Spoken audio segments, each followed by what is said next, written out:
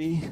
We're at the Tupelo Furniture Market for the 20th anniversary of Celebration Village, with funds, of course, helping Sanctuary Hospice House. Joining us now, Lisa Hawkins, chair of Celebration Village and owner of Room to Room Furniture. Lisa, thanks for coming on. Thanks so much for having us. Well, I got the tour. I've been bragging about it this morning, this facility and the way it's set up, and all these vendors here, retailers are getting ready to open up. It's really something. I'm just surprised at how many there are. I mean, it's like going to two big shopping malls in one. That's exactly right. In a little contained area, so you can see a lot of things, a lot of different things. But we want to thank VM Cleveland with the furniture market because he provides all this for us. Yeah. He's very involved in Sanctuary. Matter of fact, he's the chairman of Sanctuary, our board. Mm-hmm. And then I learned also that the sheriff gets involved as well in helping get all this set up. I love me some Jim Johnson. Yeah, Sheriff Johnson is great. We cared for his father years ago, and he has been very instrumental in helping us with the inmates that volunteer. They have to volunteer to come, and they set up all the pipe drape and do lots of things, and we feed them good. Yeah, well, it looks awesome, and you can tell that those that are here that are exhibiting and here to sell stuff, they go out of their way to really make it look like kind of a portable store, if you will. I mean, the displays are very impressive. Very much so. It's really an amazing project. Yeah, it's awesome. So it is my understanding, Lisa, that the hospice is something that was your brainchild. Is that right? Well, I was one of the founders with Nancy Collins and a whole group of other ladies and Joe Bailey and a mission team. But Celebration Village, I was the first chairman. Okay. Yeah, I guess I have the gift of fundraising, maybe. I'm not sure. Well, that's quite the gift, no, I can assure you, and you should be proud of that. No. Very important. Great volunteers. Everybody comes together.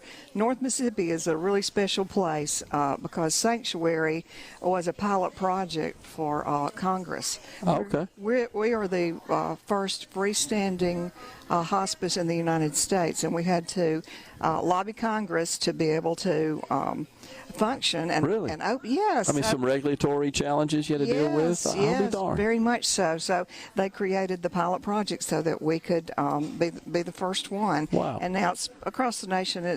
Yes. It's become a more mainstream situation. So fortunate in this area to have such a facility, and of course the fantastic staff that make that work. There's probably not a person listening to us that hadn't had to deal with the loss of a loved one, and then their final days, weeks, months, whatever it is. It's a very challenging and trying time. It's a lot of burden on the family for sure. Well, I'm actually a nurse. Okay. And I taught nursing school years ago, and I went through the death of my stepfather. Matter of fact, it was November 4th, 2000. And we had a difficult experience. You know, as a nurse, my job was to get people well. Mm-hmm. It's a completely different type of care when you're caring for somebody that you can't get well. Yeah. And it's a very emotional project that so many people can't deal with, like when your loved one won't eat. There are different things that happen in the death process that you need a special kind of care. So that's what Sanctuary is all about, whether in your home or at the beautiful yellow house. Yeah. So there's a bit of a contrast, is there not, between the home hospice care, but then having care in a facility that's designed for that purpose? Well, the difference is the patient's and families' wants and needs. Okay. Some people want to be home and can be cared for in their home. They like the surroundings. But what we do at the house, we try to make it as home-like as possible. You can bring your pets, your family. There's no limitation on visiting.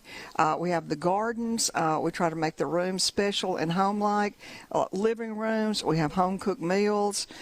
So we try to make that very, very special. Sometimes it's not appropriate to care for somebody in your home. Yeah. You just don't have the ability or the medicine sometimes that are required. So home hospice is for whoever wants that. You. Yeah. The people that work in hospice, though, is a special breed. It's a mission. It's not a job. And Sanctuary, we were founded as a nonprofit. There are for-profit hospices and there's nonprofit hospices, and that's what I believe sets us aside. We don't limit any kind of supplies, medications, services. We try to do the very best, and that's why Celebration Village is so very, very important. We need to cover a gap of about 1.8 million, okay. And we don't cover it all here, but this is a major point that we're able to plug that hole. Well, it looks fantastic. I'm sure you're going to have a fabulous event, big turnout. Folks are going to spend money. It's going to keep getting bigger and better, and it's for a great cause. Thanks for coming on. Appreciate it, Lisa. And thanks for your work in this area. It's very important. Appreciate it. Thank you. Thank you.